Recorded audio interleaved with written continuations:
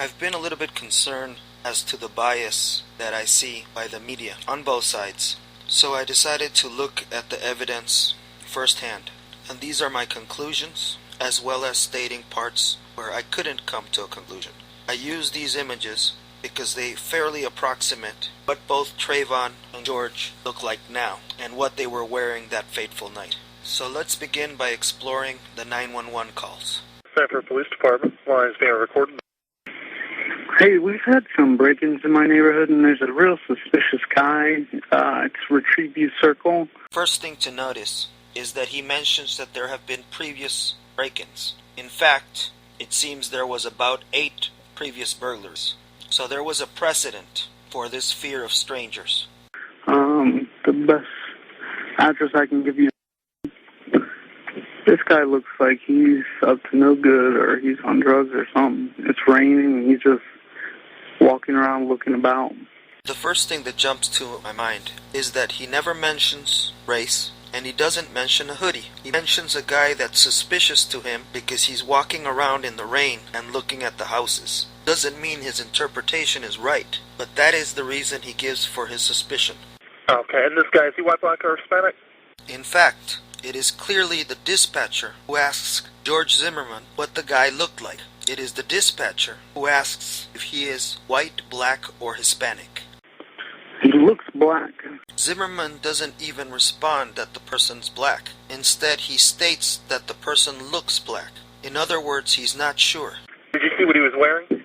Again, Zimmerman does not bring up the hoodie. He doesn't state he's suspicious because he's wearing a hoodie. He mentions the hoodie because the dispatcher asked him what he saw the person wearing. Yeah, a dark hoodie, like a gray hoodie, and either jeans or sweatpants and white tennis shoes. He's here now. He was just staring. Oh, he's just walking around the area? At all the houses. Okay. Now he's just staring at me. Okay, and he said that's the clubhouse. That's the clubhouse. Do you know what he's near the clubhouse right now? Yeah, now he's coming towards me. Okay. Zimmerman states that Martin is coming towards him. That means that either Zimmerman was watching from a still position or he was following from a distance. He's got his hand in his waistband. And he's a black male. It is here that Zimmerman gets his first real good look at Martin, when Martin approaches him, and then he can see for sure that he's a black male. Okay. How old would you say he He's looks? got a button on his shirt. Late teens. Late teens, okay. Something's wrong with him. The million-dollar question that a jury should be asking themselves, and a prosecutor should question, is what is it that Zimmerman saw that would make him claim that something was wrong with Trayvon Martin? Yeah, he's coming to check me out. He's got something in his hands. I don't know what his deal is. Whatever his deal was, Trayvon Martin wasn't so afraid that he couldn't approach George Zimmerman, because at this point, Martin is the one approaching Zimmerman. What was going through his mind? Who knows? But we can get a glimpse or an idea by the comments of his girlfriend, who was talking on the cell with him at the time. He said his man was watching him, so he put his hoodie on. It seems both men were freaking each other out, not sure what the intentions of the other were. Okay, just let me know if he does anything, okay? Over here. Yeah, we got him on the way. Just let me know if this guy does anything else. Notice that at this moment, the dispatcher has not told him to walk away. He's told him to keep on paying attention and see if he does anything else. Okay. They always get away. Many have made a big deal of this statement, but who is he talking about? Now, if there were previous burglaries, it is reasonable to believe that he's talking about the prior burglars that got away. Down towards the entrance of the neighborhood. Okay, which entrance is that he's heading towards? The back entrance. Ah, yes. The famous under-the-breath muttering. Many have claimed it was a racial epithet. I have listened to this many times. I've also enhanced it, not just relying on NBC's enhancement, or whichever studio did it. And it bothers me, the interpretation that so many do. The claim is that he says, fucking coons. Others have said that he says, fucking goons. or under the breath, it would be fucking coons or fucking coons, which sounds virtually the same. Only one problem. When I slowed it down and listened to it carefully, it's not even an oo sound. It's an o sound. So it can't be coon or goon. It would have to be cone or gone. In fact, let me play it to you slowly.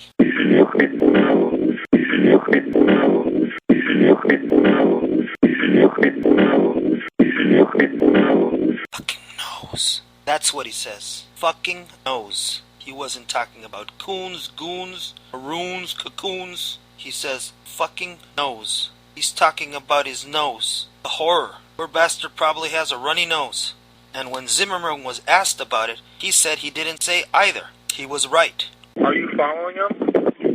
Yeah. Okay, we don't need you to do that. Okay. Remember, the dispatcher told him to keep an eye out for in case the guy did something else. He's following instructions. Now the dispatch says, "Are you following him? We don't need you to do that." And Zimmerman responds, "Okay." Yet many claim that he kept on following Martin. So listen to the rest of the tape.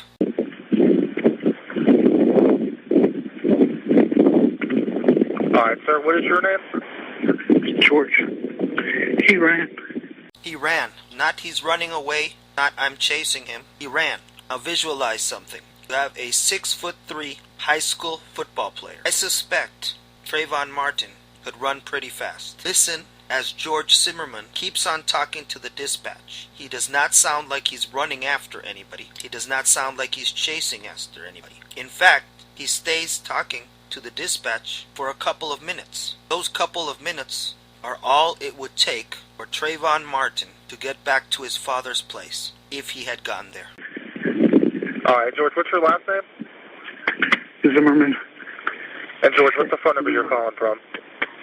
Alright, George, we do have them on the way. Do you want to meet with the officer when they get out there? Yeah. Alright, where are you going to meet with them at? Okay, do you live in the area? Yeah, yeah. What's your apartment number? Okay, do you want to just meet with them right near the mailboxes then? This part really bothers me, because I actually read the transcript of the 911 call. Now, I know they cut out addresses, phone numbers, private information, but what you just heard was a very convenient editing. The dispatcher says, "What's your apartment number?" And then you immediately hear the dispatcher say again, "Okay, do you want to just meet with them right near the mailboxes then?" You never hear George Zimmerman's response. But what George said there was, when the dispatcher asked, "What's your apartment number?" George Zimmerman responded, "It's a home. It's 1950. Oh crap, I don't want to give it all out. I don't know where this kid is." That's what the transcript says. And this is very important, because it points to the fact that George Zimmerman was no longer following Trayvon Martin. In fact, he stopped following Trayvon Martin when the dispatcher told him to. Yeah, that's fine. Let them know to meet you with you out there, okay? Actually, could you have him call me and I'll tell him where I'm at? Okay, yeah, that's no problem. It would only be a few minutes later that something would go horribly wrong and Trayvon Martin would be dead. But what happened? Well, let's piece together the evidence we do have. Trayvon Martin's girlfriend has stated that Trayvon Martin told her he wasn't going to run. What did he mean by that? Only he really knows, but it could mean that he wasn't going to run away. George Zimmerman told the cops that he was walking back towards his car when out of the blue Trayvon Martin appeared, and that he asked him why he was following him and if he had a problem with him. He states that after he said that there was no problem, Trayvon Martin said, "Now you have one," and punched him in the nose. What did Trayvon Martin's girlfriend say? She says suddenly Martin was cornered, asking the man, Trayvon said, what you following me for?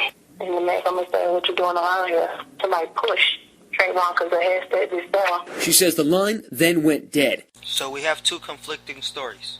Who's telling the truth? The problem I have with the girlfriend's story is that it wasn't told right after the events happened. In fact, she didn't tell her story until almost a month later. Not only did she not tell her story, but she also failed to call 911. And it's hard to believe that if you know your boyfriend's getting attacked, you don't call anyone. But that's just me. But for whatever reason, she didn't speak out until almost a month later. Instead, George Zimmerman told his story that night to the police. And what they do agree is that Trayvon Martin tells George Zimmerman, "Why are you following me?" But who cornered who is the question. That's the big question that the grand jury, the investigation, and ultimately a jury has to decide. But the 911 call shows that Trayvon Martin had run away and that George Zimmerman was unaware of his whereabouts. In fact, Trayvon Martin had plenty of time to go back home, but he didn't. Now, the popular narrative is that George somehow caught up with Trayvon Martin, followed him, and accosted him. But as the 911 call shows, he was no longer following Trayvon, a 6'3" football player that ran away and had plenty of time to get away, unless he turned around. For whatever reason, he chose to confront George Zimmerman. Now, the girlfriend claims that she heard a push. She didn't see it. The fact is, she just lost connection. She really doesn't know what happened after. Who pushed who? We don't know. But one thing does seem to be clear. George Zimmerman was no longer following Trayvon Martin. At this point, Trayvon Martin was the one confronting George. We've also heard the narrative that Trayvon Martin was just a skinny 140-pound kid, and George Zimmerman was this 250-pound man. But who weighed them? The fact of the matter is, Trayvon Martin was 6'3" football player. Football players are not weak. And George Zimmerman, by the last surveillance video, was not fat. So there's no way a 5'9" average-built person is weighing 250 pounds. At most, he's in the 170s, 180s, and that's at most. So what about the other 911 calls? Well, they also reveal some things. 911, do you need police, fire, medical? Maybe both. I'm not sure. There's just someone screaming outside. Okay, what's the address that they're near? Okay, and is it a male or female? It sounds like a male. And you don't know why? I don't know why. I think they're yelling help, but I don't know. Just send someone quick. Say stop. Okay. Does he look hurt to you? I can't see him. I don't want to go out there. I don't know what's going on. So they're sending. So you think he's yelling help? Yes. All right. What is your phone number? Just there's gunshots. You just heard gunshots? Yes. How many? Just one.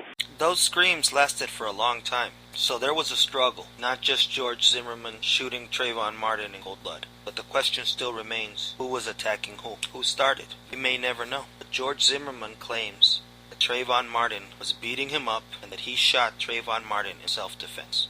Was he beating him up? The screams are too ambiguous to tell who was doing the screams. Obviously, both sides are going to claim that they recognize us. What is your emergency for police, fire, or medical?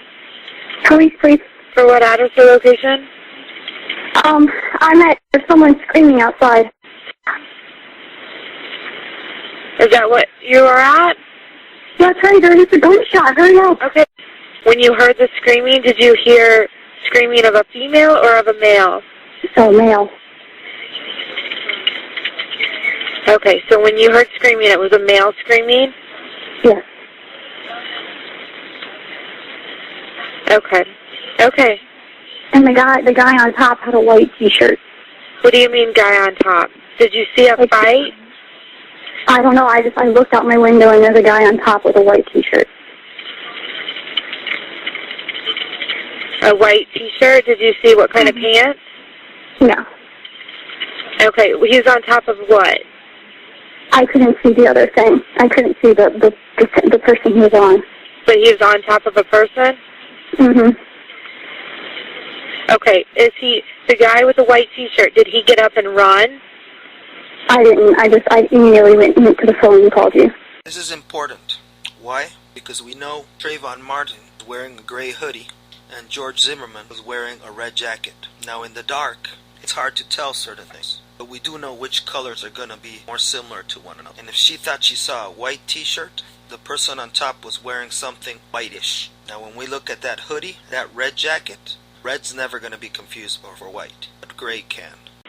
Okay, was he white, black, or Hispanic when you saw him? Couldn't tell. It was completely dark. Okay, well, we have several units en route, okay? All right, thank you. Thank you. 911, do you need police, fire, or medical? Medical. Okay, what location are you at? I think someone's been shot. Where at? Oh, my God. Where? Okay, why do you think someone's been shot? Because they're laying out in the backyard and the gun just went off and they said call 911. It's a black guy. Hey, you know what? Use your phone, call Shirley and tell her to lock her front door. Okay, we've got units on the way out there. What do you mean it's a black guy that got shot? I don't know. Selma, is it the black guy that got shot or is he the one? There's a black guy standing up over him. Was a black male standing over him? And then there's people coming out with, you know what, when I go upstairs and look out the window, I don't want to walk outside. Can you tell me what the guy's wearing? Hold on, I will. Call Shirley. Police are here. I think someone else already called 911. Okay, yeah, it looks like they did. Yeah, they're out there. Okay, thank you. Okay, you do see the officers out there with that guy? Yeah, I think that's the flashlights that we see. Okay. All right then. All right, thank you. Thank you. Bye-bye. Now, unless Trayvon Martin is a ghost, or they're talking about earlier, who was this black man standing over? Could they be referring to George Zimmerman? But wait, hasn't everybody claimed he's just white? So white, these ladies confused him for a black man. But the most telling was an eyewitness that was interviewed later.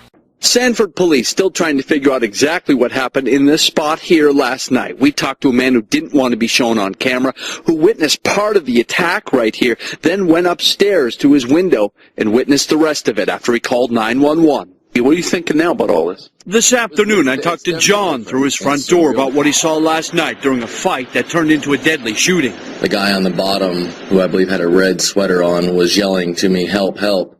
The witness effectively identified George Zimmerman on the bottom by describing a red sweater. George Zimmerman was wearing a red jacket. Not only did he identify who was on the bottom, he also stated that the person on the bottom was the one crying for help. I told him to stop and I was calling 911. John locked his patio door, ran upstairs, and heard at least one gunshot. And then when I got upstairs and looked down, the person that was on top beating up the other guy was the one laying in the grass, and I believe he was dead at that point. Sadly, Trayvon Martin was the aggressor at this point. He was beating up George Zimmerman, and George Zimmerman shot and killed him in self-defense. We may never know who struck the first blow, but there does seem enough evidence that George Zimmerman stopped pursuing and that Martin came back, and that would make him the aggressor, but we might never know. Now a video surveillance has surfaced that many claim is evidence that George Zimmerman was not attacked. There's only one problem. That video surveillance is of George Zimmerman after he came back from the hospital and had his wounds cleaned. And the policeman reported that George Zimmerman was bleeding from his nose and his scalp. They didn't mention a broken nose. They said he was bleeding from his nose. Both of these could have easily been contained at a hospital. Furthermore, when you enhance the video, you do see that George Zimmerman has a raw spot on the top of his scalp, which seems to be an impact wound. Ultimately, both made mistakes, and in ways both were innocent, and now both are victims. One dead, and one with his life destroyed. This was a tragedy, but what it was not was a cold-blooded hate crime based on race.